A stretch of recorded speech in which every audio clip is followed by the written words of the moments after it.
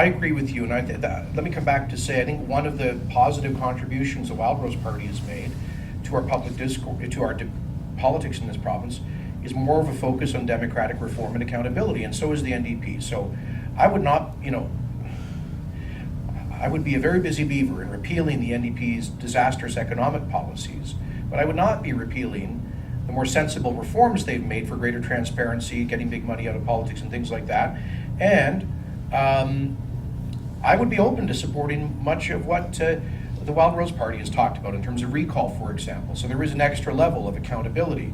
As a leader, I would not accept floor-crossing MLAs into my caucus unless they went and had a by-election and got the members, the electors approval first.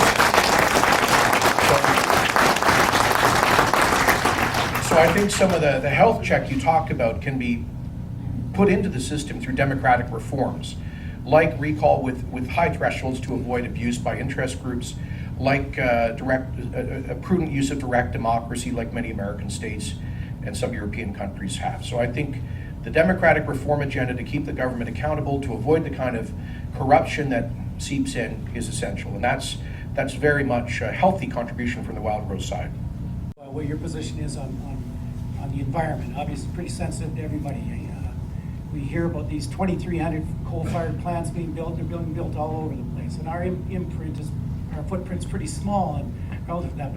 But you talked about being responsible. So how would you responsibly act to, the coal-fired plants is it just jobs or how do you see this thing swinging? I've got kids and grandkids and I want to know that they can breathe here. I hear by 2033, if we don't do something, it doesn't matter. We're done. The environment's shot. So we've got to do something regardless. So how do you feel about being responsible to act on that? Thank you for the good question. Look, obviously any responsible free enterprise party has to have a strong and credible platform for environmental protection. Let me begin by saying I think we should be proud of the fact that Alberta is by far the most environmentally responsible major producer of oil and gas in the world, bar none.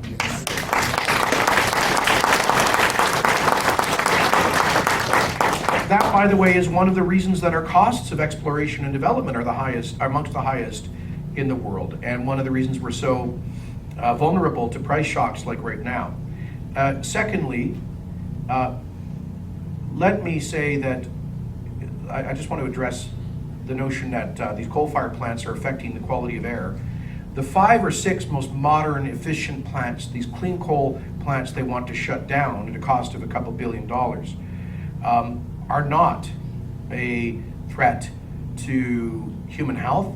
In fact, I invite you, if you're skeptical about that, to go up next summer to the Sheerness plant near Hannah, and you can visit, in fact, take your RV up there and you can camp out in something called the Prairie Oasis Park that's been built by the special areas. It's within about 150 meters of the coal-fired electricity plant on the cooling reservoir for the plant, and you will see kids swimming in the water, people fishing, people boating in the marina, and RV parks in perfectly clean air. There is amount of particulate released by these modern coal-fired plants is minuscule compared to other sources of particulate in the atmosphere, including just dirt coming off of dirt roads, for example. So I would just ask you to be a bit skeptical about some of the alarmism about clean coal tech.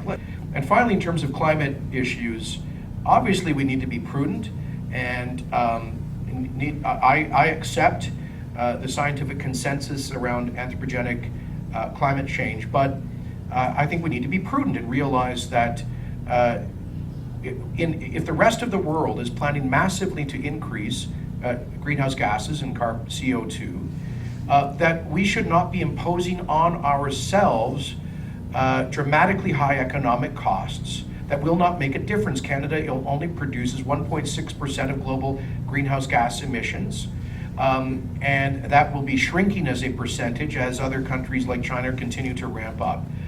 Your common sense comments, as well as the idea of an ego-less political endeavors coming up here.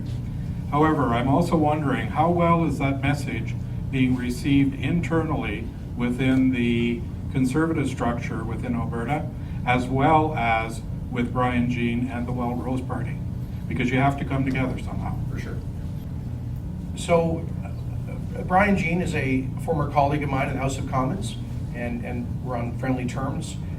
Brian's public position and that of his party is that the Wildrose is open to uniting Conservatives in one party, but that it takes two to tango. To quote Brian, he has said this repeatedly, he is on the dance floor wearing his dancing shoes, waiting for a willing dancing partner. And my response is, you're right, Brian, I get it. I don't expect him or the Wildrose Party to paralyze themselves waiting for the PCs to come to the negotiating table. The Progressive Conservative Party, unfortunately, has so far been opposed to pursuing the possibility of unity since the last election. I'm challenging that position very openly in this leadership election. So my message to Brian and his colleagues, my Wildrose friends, is very simply this. Just keep doing a good job building your party. Brian has a responsibility to all Albertans to be a good leader of the opposition. But please do not do or say anything that would jeopardize the chances of unity next year. Don't poison the well. Just keep the door open, keep the dancing shoes on, keep the negotiating table open.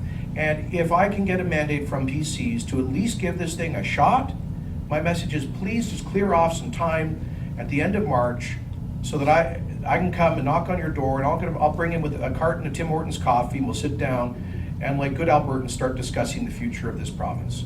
So that's my message to my Wildrose friends. Just please maintain a bit of patience until March. If the PCs decide through this leadership election to come to the dancing floor, let's put Alberta first. And internally, I'd like your comments on the internal conversation that's going on within the Conservative Party itself. Well, within the PC party, it's a little different because I'll characterize it this way. The further you get away from the inside of these parties, the further you get to what Ralph Klein used to call severely normal Albertans. People who don't get, well, they don't go to protests in the legislature every week, and they don't, often they don't belong to political parties. Those Albertans are saying, what the heck is this all about? Why are you guys rolling the dice on the future of Alberta over what? So those Albertans are for unity, but you get into the inside of particularly the PC party, and there is a lot more resistance. I will admit that. I'm challenging that resistance. And you've seen some of it play out a little bit in the media. I think, however, there may be some people who are a little more attached to, perhaps after the last election, it became a bit defensive, and they're just very attached to preserving the brand and the legacy. So I think a lot of it is motivated by emotion. But I'll just close the answer by saying this. My campaign is testing that and it's working. So far, as of last night, about 30 of the 87 constituencies have had local elections for the PC leadership, of which my campaign has won all or most of the delegates in 28 of those 30 ridings. We've won about 80% of the elected delegates. And so I think there is I'm not counting my chickens before they're hatched, but I think there is an emerging consensus on the PC side that this is at least worth giving a shot. But I would challenge you in terms of saying that the science supports climate change. It does not. And you know that the socialists understand climate change as their method to undermine our free market capitalist system. They say it themselves. So why would conservatives align themselves with the socialists?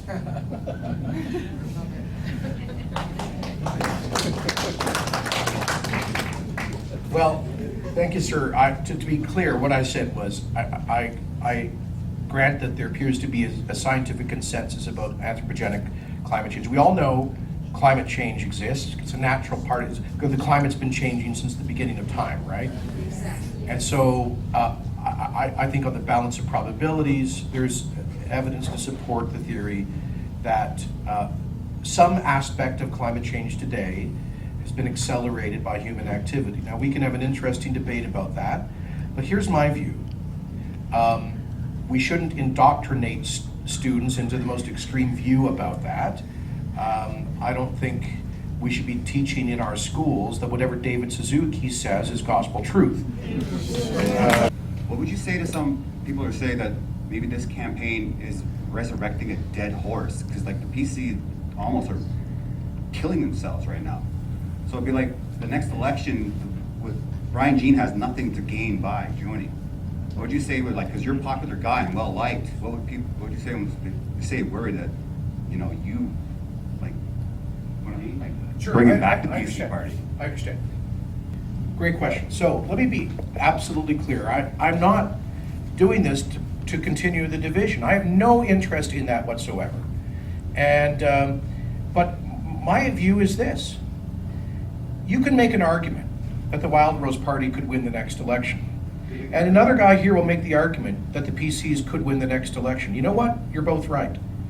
But as long as these two parties are fighting each other, competing for the same votes and scarce resources, the NDP could win that election too, and that is a risk none of us should be prepared to take. That's rolling the dice of the future of this province.